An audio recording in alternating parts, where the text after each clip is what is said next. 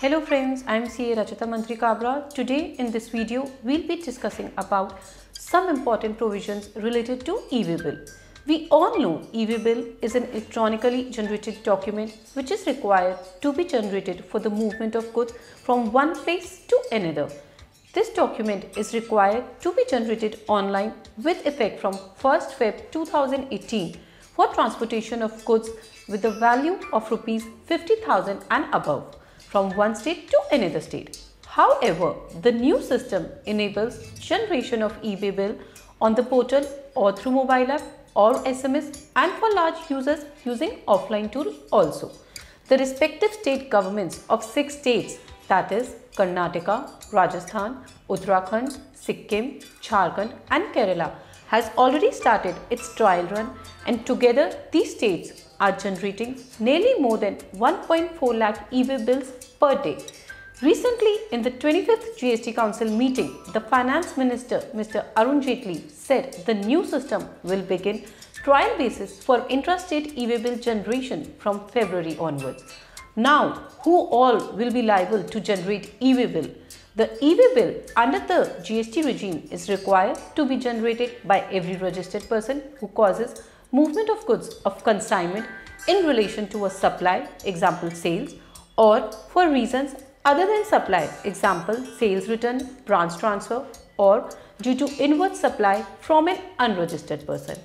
Second, every unregistered person who causes movement of goods. And lastly, any person can also enroll and generate the e-way bill for movement of goods for his or her own use. Our next question is, when should e-way bill be generated? As discussed earlier, e-way bill should be generated when there is a movement of goods of more than Rs 50,000 in value to or from a registered person. However, unregistered persons are also required to generate e-way bill where a supply is made by an unregistered person to a registered person. Then the receiver will have to ensure that all the compliances are met as if he was the supplier.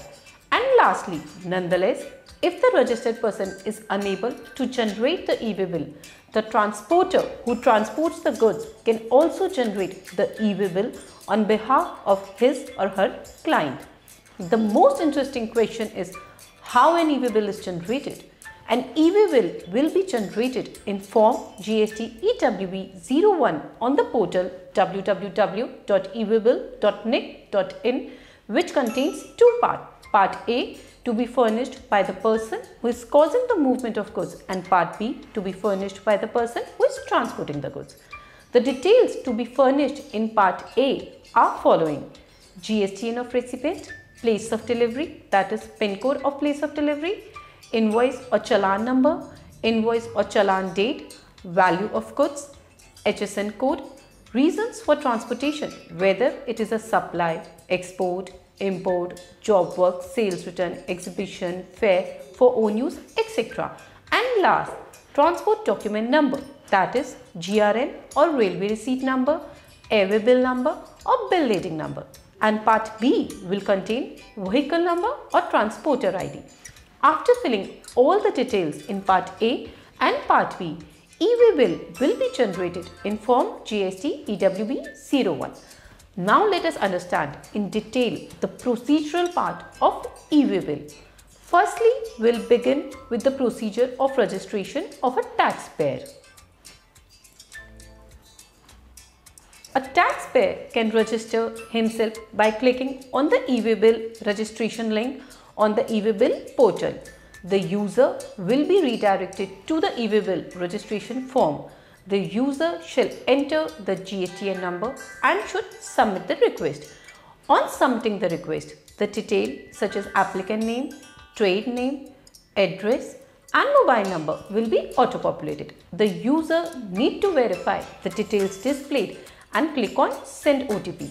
After clicking the button Send OTP, the taxpayer will receive an OTP on the registered mobile number, which he needs to enter in the portal and click on Verify OTP.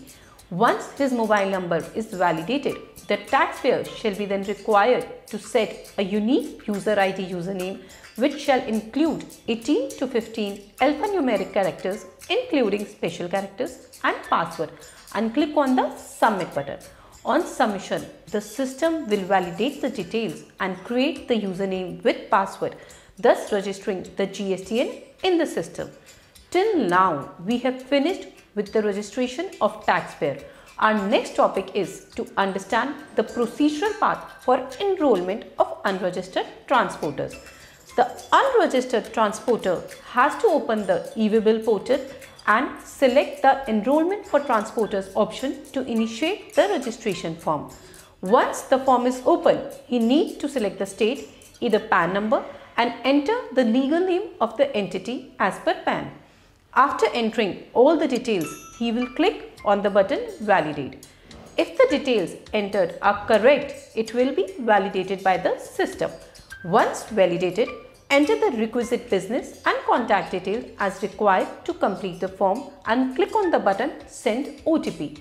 Enter the OTP generated and send on the mobile number registered on the portal. The taxpayer shall be required to set a unique user ID and password and give the consent to use Aadhaar card details and declaration of enrollment. After submitting all the details, the system generates the 15-digit transactional ID. This transactional ID is said to be shared with clients to enter in the e-waybill so as to enable the transporter to enter the vehicle number for movement of goods. After completing with the registration process, let's move forward with how e-waybill will be generated on portal. To generate an e-waybill, the user needs to log in to his account on the e-waybill portal. Once logged in, select the Generate e-waybill sub-option from e-waybill option on the left side of the screen. The e-waybill request form will be displayed on screen. The user needs to fill in the requisite details and submit the request form for validation as explained in subsequent step. Step 1. Select the type of transaction, outward or inward supply. Step 2. Select the type of document and document number and date. Step 3. From. In case the transaction type is outward, the details under From section will be auto-populated. The user may edit the detail if he so desires, and if it's inward supply, the name, GSTN and address need to be filled by the user. Step 4.2. In case the transaction type is outward, the user need to enter the name, GSTN and address of the consignee in the 2 section. Inward supply, GSTN and address of the recipient will be auto-populated. Step 5. The user need to mention the item details in the portal such as taxable amount, description, HSN, unit, tax rate, quantity, etc. The system will calculate CGST, SGST, IGST and cess amount. The user may edit the same. Step 6. Select the mode of transportation, road, rail, air, ship and the approximate travelling distance between the source and the destination. Last and the final step, step number 7. Transporter and vehicle details. That is, if goods are moved directly by the user, then user may enter vehicle details without entering transporter details. And if user carries out the transportation through a third party, user will enter transporter ID, transporter document number and date given by the transporter. The transporter will thus mention the vehicle details. Once the request for e-waybill is submitted, the system will validate the entered values and generate e-waybill in the form GST EWE01 with the unique 12-digit number. An important point to note that e-waybill once generated can be cancelled within 24 hours only.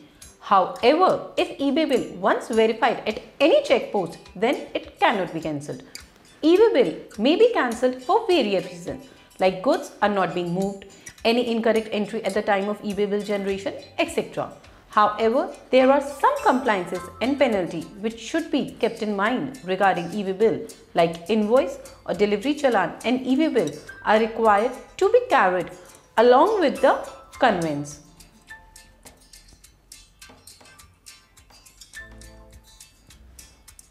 Secondly, E-way bill can be carried either physically or mapped to a radio frequency identification device embedded onto the conveyance.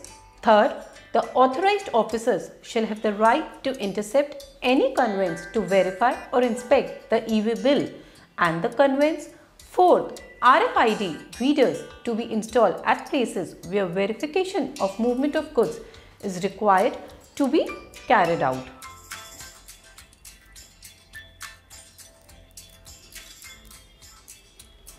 Fifth, a summary report of every inspection of goods in transit shall be recorded online in Part A of Form GST EWV 03 shall be filed by the proper officer within 24 hours of inspection, and the final report shall be recorded within 3 days of submission in Part B. And lastly, any transporter whose vehicle has been intercepted and detained for a period exceeding 30 minutes can escalate on the GST portal in Form GST EWV 04. In case of any non-compliance, a penalty of ₹10,000 or tax sought to be evaded, whichever is higher, shall be levied. Also, the state government has the power to detain and seize the vehicle and the goods. Even though the government has tried a more systematic and detail-oriented approach towards finalization of e-way bill system, it still has to face some open challenges and issues. Practical challenges in updating details, movement from customers' premises, example, rejection before GRN, milk run transport, different login for each state, updating vehicle details in case of breakdown, valuation in case of movement of DOA products. E-way bill data shall be available online for furnishing details in GST. That is all about the e-way bill system to be implemented in India. For more such updates, do like and subscribe to our YouTube channel.